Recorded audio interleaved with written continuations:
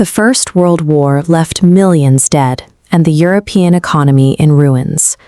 When the fighting finally stopped, the peace that followed was built on a fragile foundation. The 1919 Treaty of Versailles dismantled German power. It stripped the nation of its territory, forcibly demilitarized its borders, and imposed a massive financial debt. Italy sat on the winning side of the conflict, but received almost none of the territory it was promised. This left the Italian public nursing a deep sense of betrayal by their own allies. When weak governments proved unable to fix the broken economies, a geopolitical vacuum emerged. The continent was fractured, leaving vulnerable populations waiting for any leader who promised a return to order. Benito Mussolini capitalized on this instability. Moving away from his socialist roots, he founded the fascist movement, promising that a new, authoritarian Italy would reclaim its ancient Roman status. In Germany, Adolf Hitler leveraged post-war anger to build a dictatorship. He centered the state around himself, driven by a rigid ideology of racial superiority and national grievance. Japan faced a different crisis. Cut off from international trade and lacking natural resources, the Japanese military determined that seizing territory in mainland Asia was the only way to sustain their economy.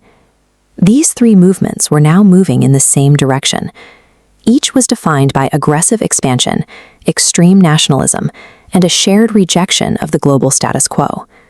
Hitler began dismantling the treaty restrictions in the open.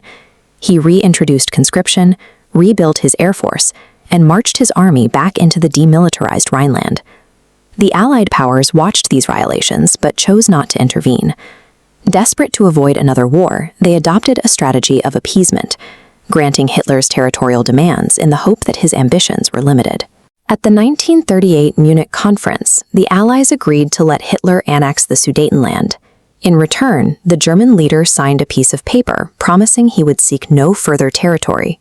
Months later, Hitler ignored the agreement and ordered a full-scale invasion of the rest of Czechoslovakia. Appeasement failed to secure the peace it promised. Without the threat of military enforcement, diplomacy only signaled to the Axis powers that the path for further aggression was open. The alignment of the dictators was solidified through the Pact of Steel, which formally tied the military fortunes of Germany and Italy together. Hitler then neutralized his greatest threat to the east.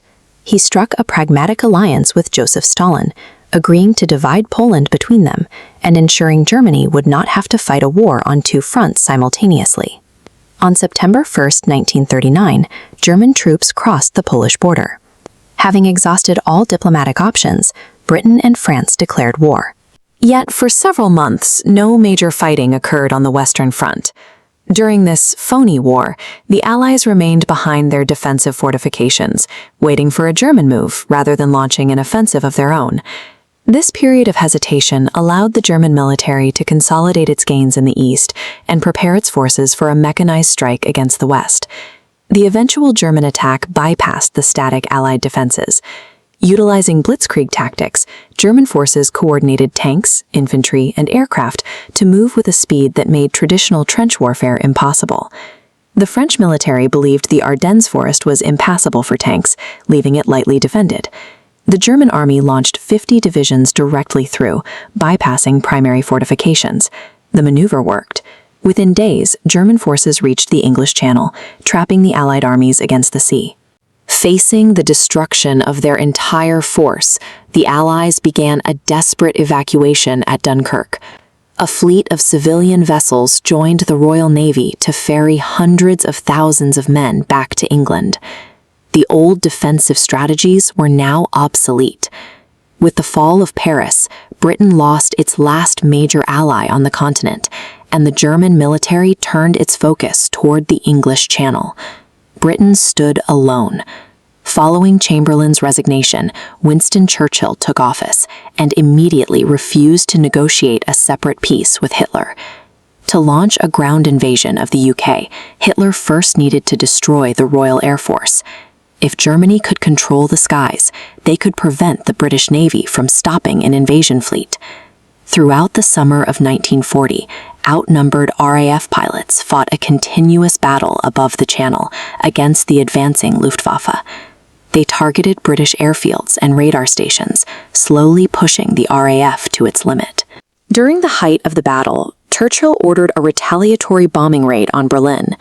Though it did little physical damage, the raid infuriated Hitler, who ordered the Luftwaffe to stop attacking RAF bases and focus instead on bombing London. This shift in targets gave the British airfields the time they needed to repair and reorganize. The RAF successfully repelled the next major wave of attacks, forcing Hitler to postpone his invasion plans. The policy of territorial concession had not secured peace. It had provided the time and resources for the Axis to expand. The era of